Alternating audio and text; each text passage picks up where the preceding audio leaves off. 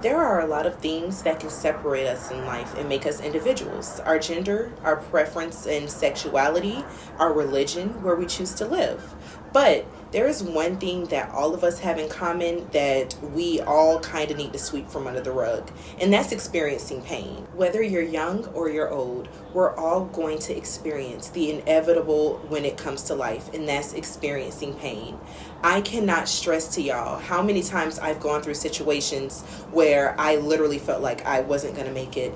I walked around with a smile on my face, but internally it was a chaotic tornado spinning around me, and I had no way to get the words to even ask for help.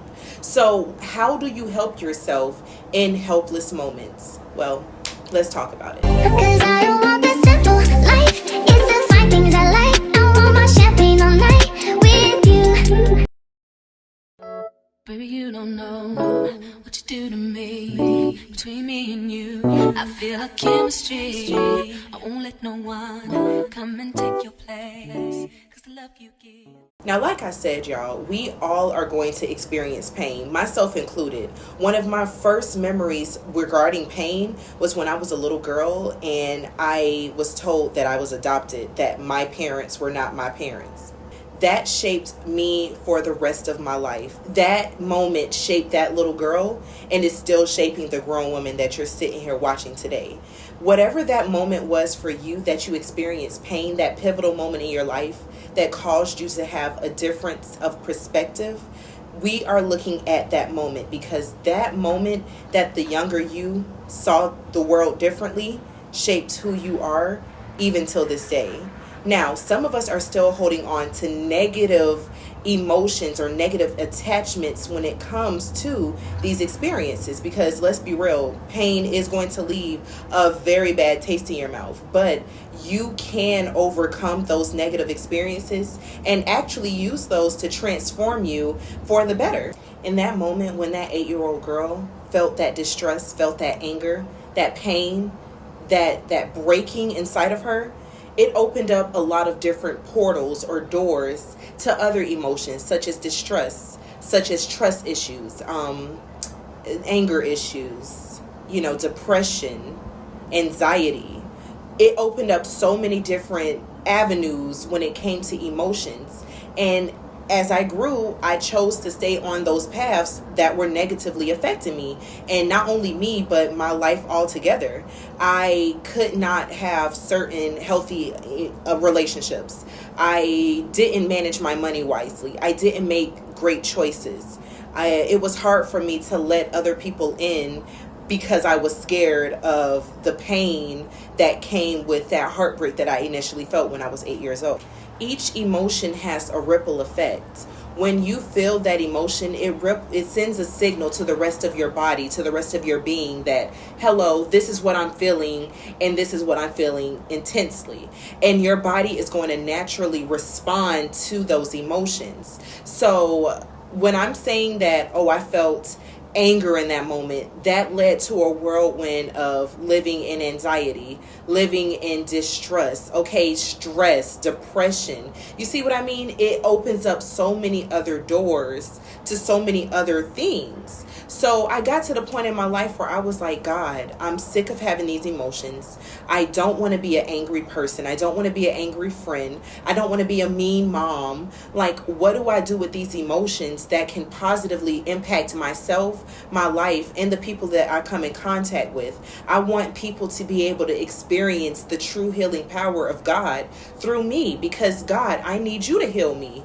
And God did just that. God started showing me how I can heal from certain experiences, how I can show up as a better version of myself, even after all of the pain that I had experienced. Now, your story might not be adoption, of course. Yours might be grief, heartbreak, loss. Whatever your story is, it's important for you to learn how to manage the negative aspects that come with your story, that comes with becoming you. Because the moment that you stop discovering who you are, the moment that you allow those negative experiences to weigh in you, it starts to taint who you truly are authentically, because you are showing up as a burdened version of yourself. You're showing up as the broken version of yourself, as a hurt version of yourself, instead of as the best version of yourself. How do you become the best version of yourself? You have to lay down the burdens. You have to lay down what's heavy for you. Go back in introspection. Ask God to reveal to you, what am I holding on to? What experience is still holding me back? What emotion do I need to learn to forgive? Do I need to learn how to overcome? Okay, what do I need to go through in order to get to the better version? You have to go through it so that you can grow through it, okay?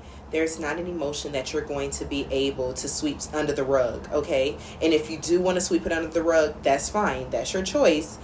But that's what also aids to emotional burnout and feeling heavy emotionally and internally, because you're too busy side swiping it instead of addressing it and moving through that emotion. And it's so hard to be vulnerable about your emotions in a world where everybody seems to act like they have it together or they're living their best life. No hurt, no pain. Yeah, a lot of that be false. A lot of people wear masks because they're scared to be vulnerable and open about how they don't have it together or how they're struggling internally. But it takes a true warrior to say, I'm not okay here. This moment broke me. This moment changed me for the rest of my life, and I need help.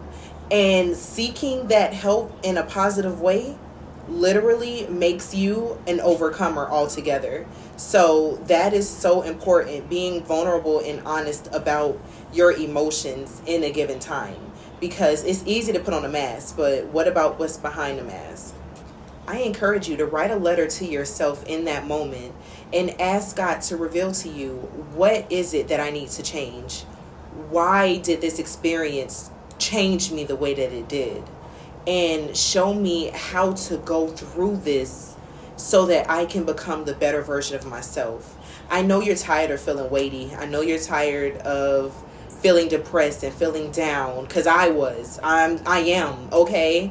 And in order for you to make change, you have to take the effective steps towards change.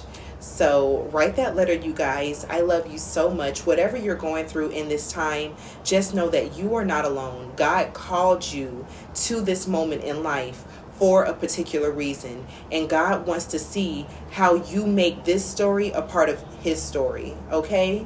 I love you so much, and I wish you the best in life, and I will see you in our third episode, y'all. Bye.